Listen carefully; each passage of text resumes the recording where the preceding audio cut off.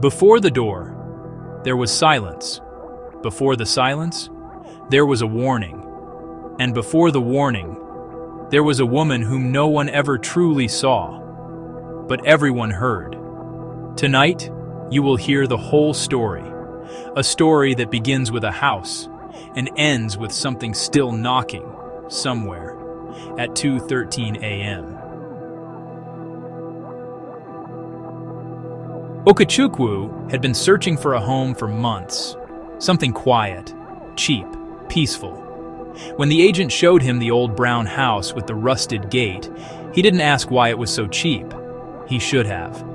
The agent only paused once before handing him the keys. If you hear knocking at night, don't open the door.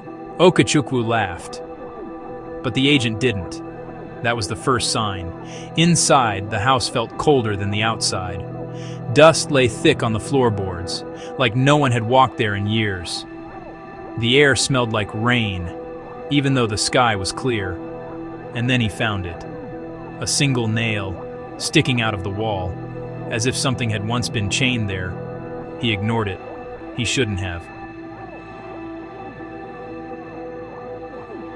Time, 2:13 a.m. The knocking started quietly. Knock, knock, knock, slow, heavy, like a hand that had waited decades to be heard. Okechukwu sat up straight in his bed. Another knock echoed through the silent house. He checked the time, 2:13 a.m. Exact. He remembered the agent's warning, but curiosity is stronger than fear. He walked to the front door, each step heavier than the last. The knocking stopped. The silence was worse. Please, let me in. I'm cold. Okechukwu froze. He took a step back. Her voice followed. I can hear you breathing. Don't walk away. He didn't sleep the rest of the night. 2:13 a.m., right on time. But this time, she didn't knock. She scratched, long, dragging nails, carving slowly across the wood. Scratch. Pause. Scratch. It sounded like she was drawing something on the door. A symbol, a name, a warning. Okechukwu pressed his ear against the bedroom door. He heard breathing. Slow, shaky breaths from someone standing on the other side. Her whisper came softer. Why won't you open? I can see your shadow. There was no light in his room.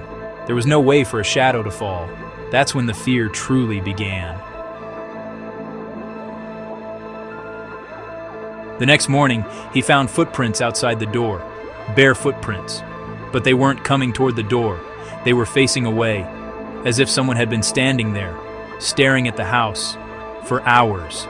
The marks were deep, deeper than any normal footprint. And worse, they led around the house, to his bedroom window. From the outside, something had been watching him sleep. Okechukwu didn't want to sleep, but exhaustion overcame him. At 2:13 a.m., his eyes snapped open. He didn't hear anything. No knocks, no scratching, no breaths. Just quiet. Too quiet. Then he saw it. A dark shape, crouched in the corner of his room, facing the wall, completely still. At first he thought it was a shadow, until it tilted its head, slowly, too slowly. It began to rise. Its joints cracked with sound like bending wood. Okechukwu tried to scream, but nothing came. The shape turned. It had no face, just darkness, and long, tangled hair covering where a face should be. She whispered without moving. You left the door unlocked. He fainted. The next morning, he left the house and went back to the agent. Okechukwu demanded answers. After a long silence, the agent spoke. The woman lived in that house 42 years ago. She died waiting at the door. Her husband locked her out during a fight.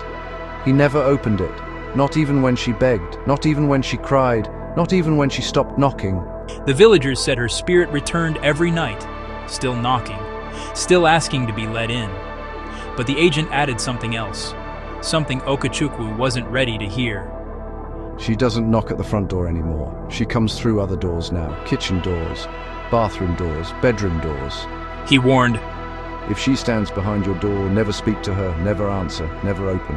Okechukwu should have left town, but he didn't. The house still held something he needed, his late father's diaries. He had come to retrieve them, and that mistake forced him to return one last night.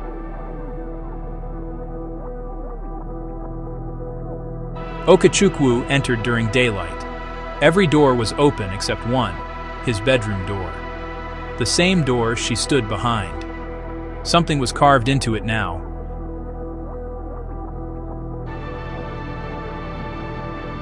He grabbed what he needed and turned to leave. The door slammed shut. Every door in the house slammed shut. Then the lights died. A woman's whisper filled the dark. Why did you leave me outside? He crawled backward. Her feet appeared under the bed. Her hands gripped the floor.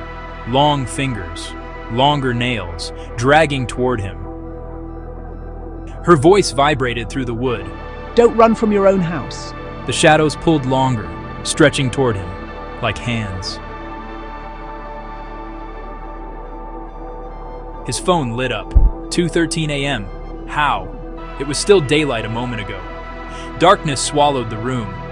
The knocking began, but not from the front door, not from the bedroom door, not from any door at all.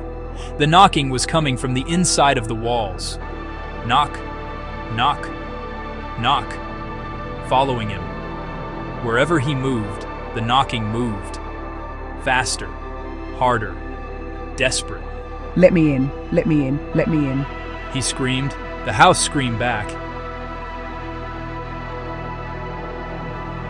The final moment is unclear. Some say he opened the door. Some say she opened it herself. What the neighbors heard was this. A door creaked open slowly. A woman sighed in relief. And footsteps, 2 sets, walked out of the house. But only one set ever walked back. The neighbors found Okechukwu outside the next morning. Eyes wide, mouth open, whispering the same sentence on repeat. She's still behind the door. She never leaves. The house remains empty, but not silent. At 2:13 a.m., people passing by hear knocking. Sometimes they hear scratching. Sometimes a desperate voice whispering, Please, let me in. I know you can hear me. and sometimes the door opens by itself, but no one is brave enough to look inside and see who or what is standing right behind